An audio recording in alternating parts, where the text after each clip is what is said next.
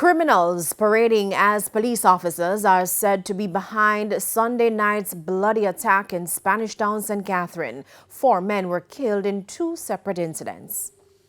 A friendly game of cards quickly turned into a bloodbath along Railway Lane in Spanish Town, St. Catherine.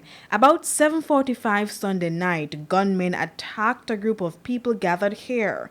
Then come but police don't move in a private vehicle. We need marked vehicle if police are come. Or we need them to come station down here, so. Residents who did not wish to appear on camera told TVJ News that they actually believed the men were police officers, so no one moved when the vehicle approached them. It was not until 3 men exited the motor car and started spraying the groups with bullets that they realized that the intruders were criminals. The main thing what we are asking the government to do, take the private vehicle them off of the road with the police them.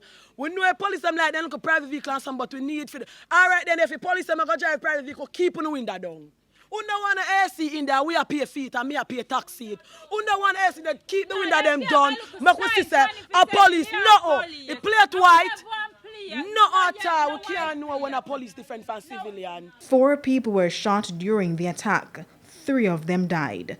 27-year-old Nicardo Moore, 24-year-old Kirk Barrett, and 23-year-old Horace Letman were later pronounced dead at hospital. Then kill somebody who start up their business. A business people then kill, you know. Business people then kill. We were told the gunmen continued their rampage minutes later. This time they went to Old Harbor Road near Ellerslie Gardens, where 34-year-old Desmond Bloomfield was shot and killed. Meanwhile, several spent casings were found on both scenes. The first shooting is suspected to be linked to lottery scam. No motive has been established for the Old Harbor Road shooting.